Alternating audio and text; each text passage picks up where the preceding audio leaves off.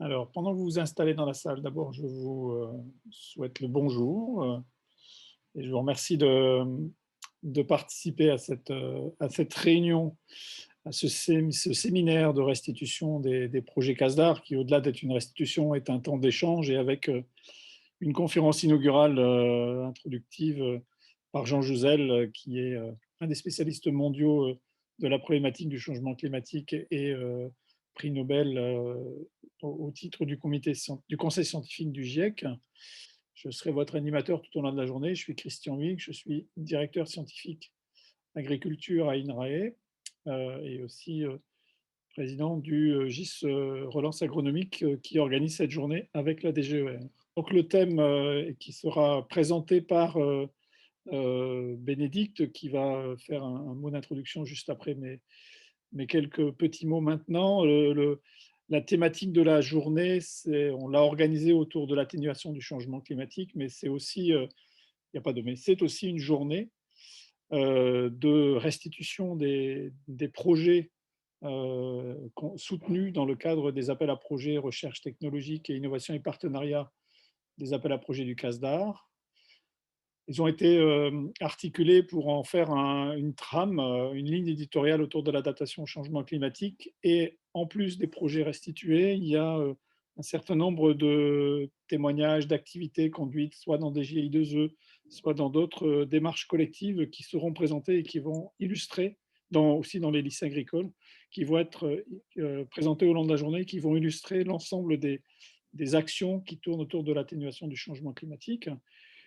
Il y a eu en même temps, et avec un très grand travail qui a été fait par Solène Dott, et que je remercie, de relecture éditoriale de l'ensemble des papiers de restitution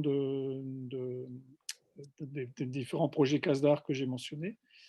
Tout ce matériel extrêmement riche avec les interventions d'aujourd'hui seront disponibles sur la page correspondant à cette journée du site du GIS Relance Agronomique, et ce sera complété, je le redirai ce soir, mais je le dis déjà maintenant, ça sera complété par trois petites pastilles vidéo qui nous ont été fournies, présentées, préparées par Sandrine Lefeur, qui est agricultrice du Finistère et députée, par Philippe Noyau, qui est président de la Chambre d'agriculture du Centre, et par Philippe Leprévost, qui est responsable d'un établissement d'enseignement agricole, et qui donne différents éclairages sur le thème du jour. Après la présentation par Bénédicte, on commencera la journée par la conférence introductive donnée par Jean Jouzel.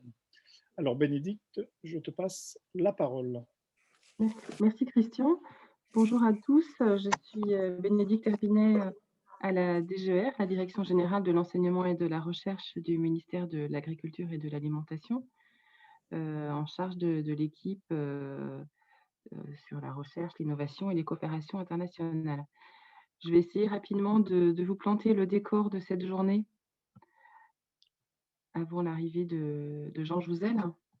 Donc, comme Christian l'a dit, mais il a dit aussi quelque chose un peu différent. On parle du changement climatique et on a pris le parti de parler non pas de l'adaptation, mais de l'atténuation, en considérant que c'était un sujet suffisamment important en soi pour nous occuper sur cette journée CASDAR, qui est devenue un rituel depuis de nombreuses années, que l'on a un peu fait évoluer l'année dernière pour le thématiser, et ça avait été bien apprécié. Donc on a reconduit le principe cette année en choisissant ce thème. Et il s'agit bien sûr d'apporter un éclairage sur la façon dont le PNDAR, donc le Programme national de développement agricole et rural, et son outil, le CASDAR, contribuent à des solutions pour le climat. Ce n'était pas forcément prémédité, mais je pense que ça s'inscrit plutôt bien dans le paysage des orientations politiques à différentes échelles. Je rappelle qu'on a l'accord de Paris sur le climat passé en 2015 et puis qui revient sur le devant de la scène avec le retour des États-Unis. On a la stratégie de la ferme à la table proposée par la Commission, qui pose aussi des objectifs ambitieux pour l'agriculture vis-à-vis du climat. La Convention citoyenne pour le climat nous rappelle l'attente pressante de la société vis-à-vis des enjeux climatiques. Et en fait, en termes d'atténuation du changement climatique, il y a un document au niveau national qui rassemble un peu l'ensemble des mesures et qui décrit assez bien les lignes directrices pour l'agriculture. Il s'agit de la stratégie nationale bas carbone. Alors cette stratégie, en fait, j'ai retenu un graphique qui situe bien l'enjeu. C'est de passer d'une pente de baisse de 5 des émissions de gaz à effet de serre par l'agriculture entre 90 et 2015 à une pente voilà, un peu plus raide de baisse de moins 18 en 2030 par rapport à 2015 et presque de moitié en 2050 par rapport à 2015. Donc le défi est important. Le PNDAR, que je vais présenter rapidement pour ceux qui ne le connaîtraient pas, peut nous aider à concevoir et développer des solutions qui auront vocation à être adoptées par les agriculteurs. Alors, je voudrais juste rappeler rapidement que c'est pour le ministère un levier essentiel pour accompagner la transition agroécologique de l'agriculture, car il oriente et il soutient la programmation de la plupart des acteurs du développement agricole et rural, les instituts techniques, les chambres d'agriculture, d'autres organismes tels que l'ECUMA, Terre de Liens, COP de France. Je ne peux pas tous les citer parce qu'ils sont nombreux, mais voilà, ils sont nombreux et divers. Ce PNDAR stimule le continuum entre recherche, développement, formation, innovation, en impulsant des actions collectives. Je pense par exemple au GI2E, des projets multi-acteurs combinant ces différents types d'acteurs, de la recherche aux agriculteurs en passant par les conseillers agricoles ou des ingénieurs d'instituts techniques.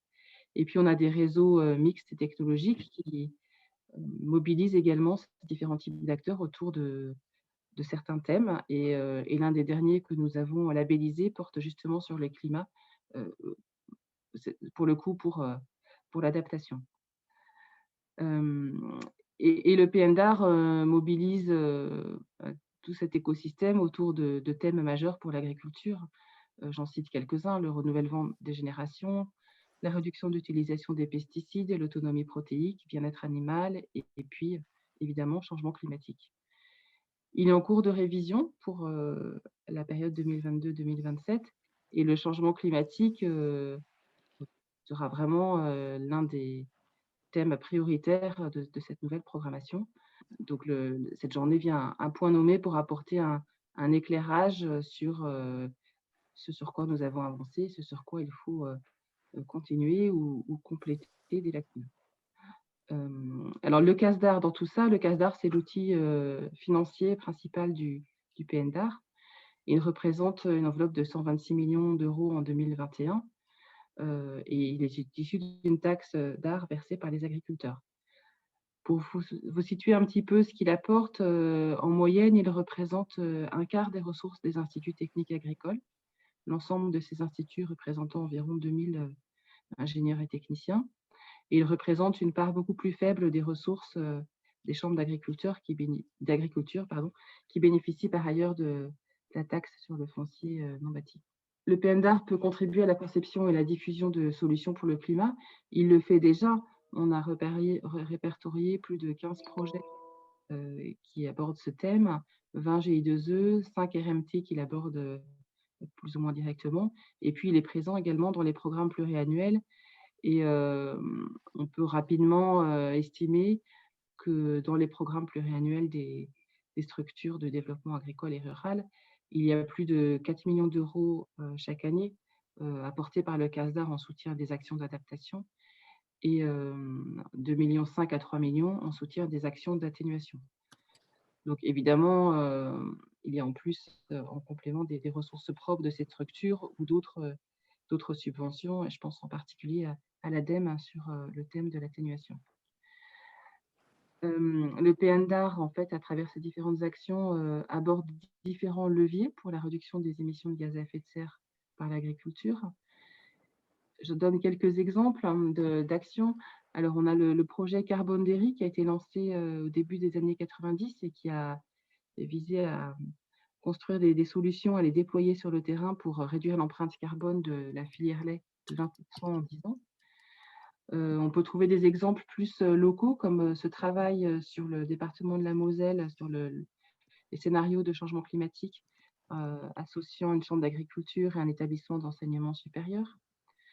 Un travail au niveau d'une chambre d'agriculture en Pays de la Loire pour réaliser des estimations d'émissions de gaz à effet de serre et des scénarios avec l'outil Climagri de l'ADEME. Un autre exemple sur un travail d'institut technique, l'ITAVI, sur les bâtiments à faible émission d'énergie, donc qui avait été réalisé en 2014.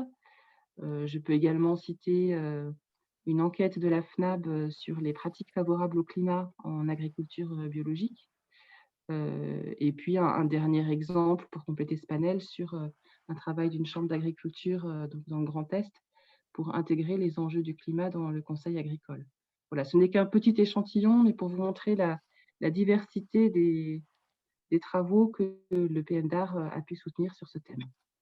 Donc aujourd'hui, l'objectif, c'est de participer à un état des lieux. Alors, on n'a pas fait de revue exhaustive, mais c'est une première pierre pour aller dans cette direction et pour éclairer le prochain PNDAR, être au clair sur les avancées qui ont été obtenues, les lacunes, est-ce qu'il y a des leviers qui ont été insuffisamment explorés et est-ce qu'ils sont à la maille du défi de la baisse des émissions de gaz à effet de serre qui figurait sur le graphique que je vous ai projeté.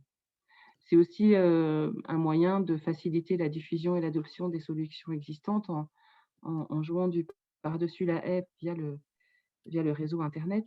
Et puis, une occasion de partager des retours d'expérience entre acteurs du développement agricole et rural et, si possible, de faciliter l'émergence de nouveaux projets. Alors, pour ceux qui voudraient en savoir plus sur le PNDAR, vous pouvez retrouver des rapports avec des illustrations et des éléments financiers sur le site du ministère. Et puis, il y a une plateforme qui porte à connaissance l'ensemble des projets soutenus par le PNDAR, de son petit nom, DEAGRI. Merci pour votre attention et puis merci à l'équipe organisatrice et à notre invité Jean Jouzel qui a accepté de nous consacrer un moment. Merci Bénédicte pour ce cadrage de cette journée. Et donc, sans plus attendre, et parce qu'on est parfaitement dans le timing, je vais inviter Monsieur Jean Jouzel à monter sur le podium, à mettre sa présentation. Et puis, Monsieur Jouzel, je vous passe le micro et la parole avec beaucoup de plaisir. Et comme vient de le faire Bénédicte, je vous remercie vraiment de nous avoir consacré un temps pour partager avec nous vos réflexions sur la problématique du changement climatique, de son atténuation et aussi de son articulation avec la nécessaire adaptation.